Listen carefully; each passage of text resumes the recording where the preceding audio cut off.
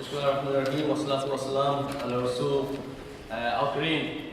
Brothers and sisters, make some noise. I like it.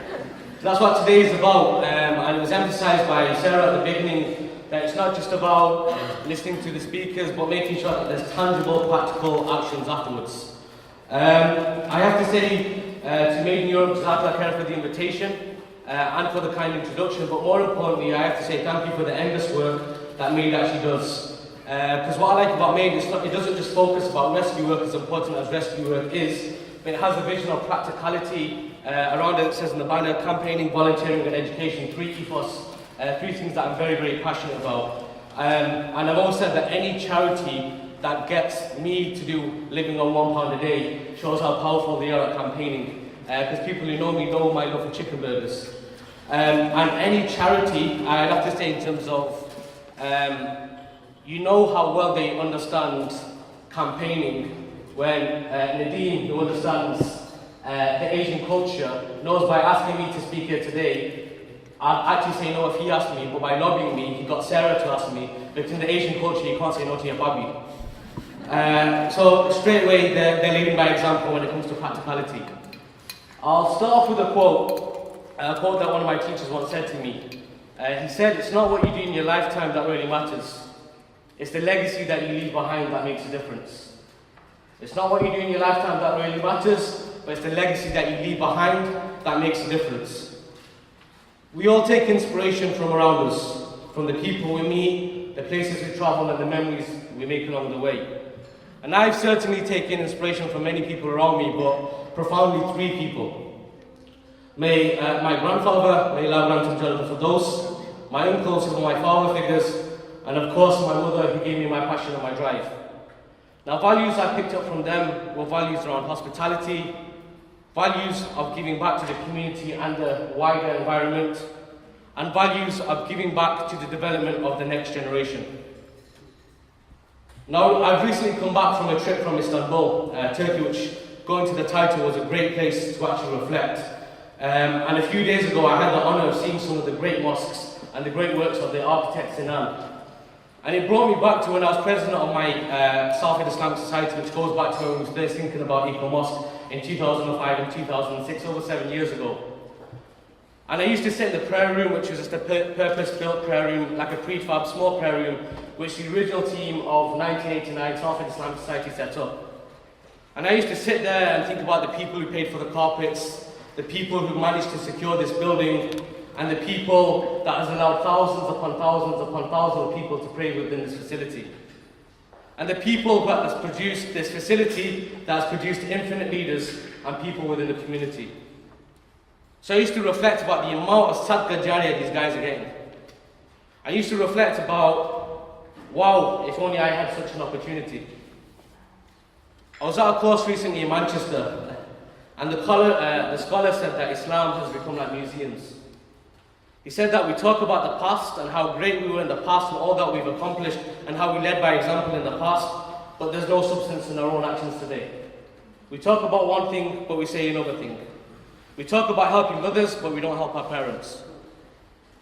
We campaign against foreign occupation, but foreign occupation isn't stopping us from practicing Islam in our houses. And we campaign or we make noise about hospitality, but our neighbours are going asleep without any food. And it's the same you can say about mosques today. They become like museums, where you have many peak times, Friday prayers, Ramadan, 27th night, and so on. But as soon as the day after Eid starts, the mosques are pretty much empty. The Sheikh talked about before about planting seeds. And one of the things I've always said, the issue with Muslims, I truly believe, is that we think short-term and emotional rather than long-term and strategic. Now, one of the things we wanted to do at University of Salford was build this facility that not just lives Islam, but embodies Islam and represents it today through the environment around us. Salford has a very diverse community with very deprived areas and many non-Muslims. So it's an institution that's not just about producing materials that many mosques do today, but about producing people. That's not just about spending more on itself, like the chandeliers, but on the community and the environment. That's about educating the next generation through this physical institution that they grow up in, which every feature has an equal story.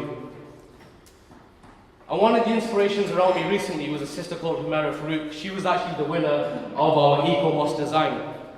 And what I loved about her, she went out and she looked at natural forms to get inspiration about what this Eco-Mosque was going to look like. She looked at feathers, she looked at trees, and she looked at leaves. And what she got inspiration was like Isaac Newton. It wasn't the apple that dropped, it was actually a leaf that dropped. And she got inspiration from this. And this is the design that she actually came out with, which won the Eco-Mosque design, Eco-Mosque competition.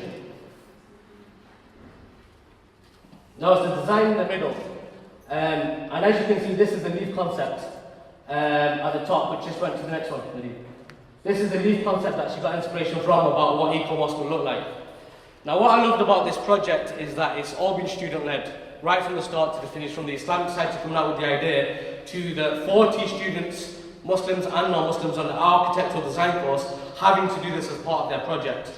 We gave them a brief that we want a mosque that's environmentally friendly and economically sustainable, and this is what they came out with. And from 40, we shortlisted it to 6. And it was extremely difficult to shortlist it to 6 because any one of them could have won. So while this is the final design, we are taking ideas from the different 6 for when we inshallah produce the final product of Eco-Mosque. But what was great about this was that Muslims and non-Muslims had to go out there, learn about Islamic calligraphy, go to mosques, learn about the environment, and actually do research about mosques in the past. So it was indirect dawah from my point of view. People were learning at the same time, and I was learning at the same time, learning more about the history, but at the same time learning about how to make mosques and ourselves in terms of our actions more environmentally friendly. And what was great about it was, like I said, 40 students down to 6 was the hardest thing that we ever had to do. And the Vice-Chancellor then announced the winner on BBC Manchester Radio.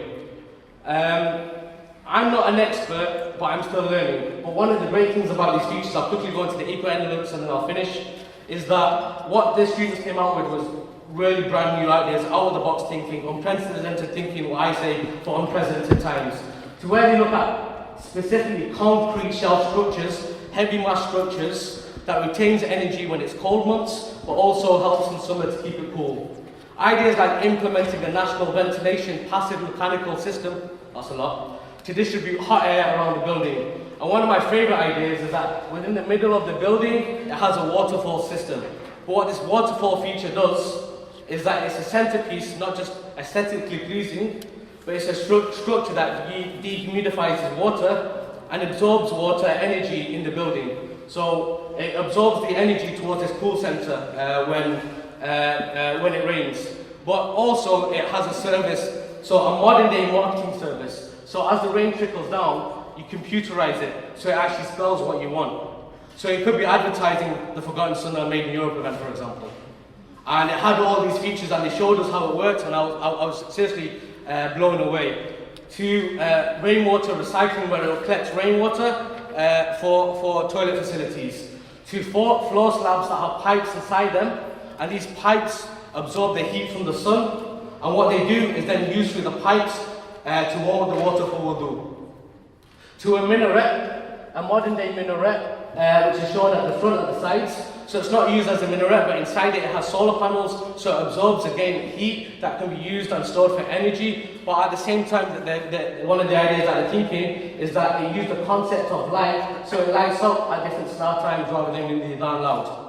So these are the ideas that they were coming out with, and many, many more ideas too. Having an education degree that fuses faith and the environment to an open space. It's built with huge open space, and one of the ideas they were thinking is that these structures, as you can see, these structures that hold up the facility, that through light, the shadow of it will go on the wall and it will be Islamic calligraphy.